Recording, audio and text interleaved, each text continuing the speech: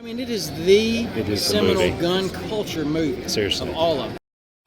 So this is RifleSpeed at G.O.A.L.S 2026, and we've got the truck, got the hat, and then we've got the back, which we're going to find out if that's accurate. Yep. And then we've got the revolver in the dash.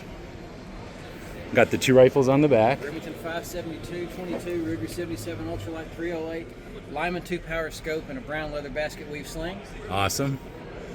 Some pictures. Okay. We've got the old school early 80s compound bow. We've got aluminum arrows. We've got the Marlin 336 that Aardvark used to fire the first shot in anger from our group back at the roadblock after the helicopters came and hit it. We've got the period correct early 80s Coleman sleeping bags. I've got the blanket sided canteen cover still in the box.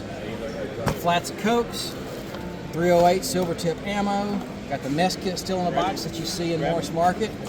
We've got Robert's 870 sleeping bag. Before it's cut, Are there marks on the stock? Plain barrel. We don't have marks on the stock. This is all very early before the Wolverines, the really. three Russians that come to the Arapahoe National Battlefield. Perfect. And they shoot those. Perfect.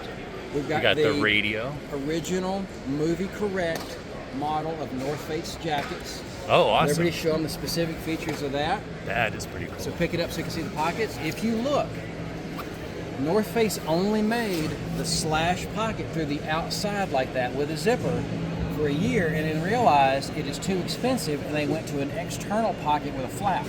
Awesome. And then you see the little... And that's important. That's Robert's jacket. That's Robert's, Daryl, and Jed. All three had that jacket on at the campsite. So show them the sleeve with the little patch of the sleeve. You can tell this model of jacket because it's got that little tiny... That was the branding at the time. On there, exactly. They quit doing that as well. Aardvark wore the blue one with the tan interior. Yep. Same model jacket. We've got that. How hard were those to find? That gray jacket was the hardest part of every single piece of this. Bet. Because those have value. People just want those jackets. Right. Now. We've got Patrick Swayze's leather jacket that he wore over his sweatshirt through the whole thing, under his North Face jacket. Tons of detail. Now, excellent detail. Our football is not vintage. That's a modern thing. I'm still working on that. Unfortunately, I've not found period correct Wheaties boxes. So we went with what we could get there. And somebody pointed out this morning, well, your Coke cans are not the correct vintage. And I said, yeah, cut me some slack, you know. That's but everything, we have gone to just amazing detail on all of this. Did you see the license plates yet? Oops, excuse me.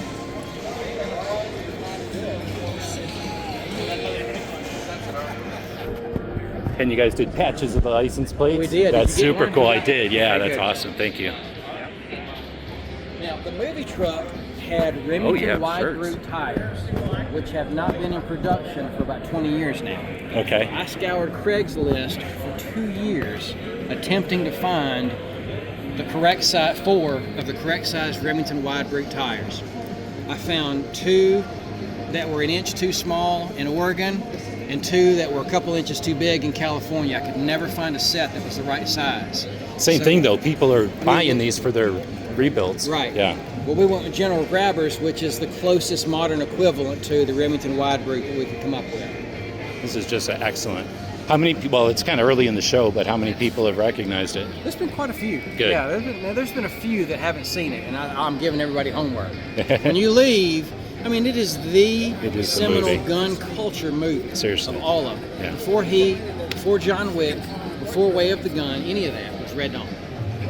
And if he wouldn't have been so meticulous in the filming, we wouldn't have AKs in most TV shows. We wouldn't have any of those AKs that he made. Yep. Yeah.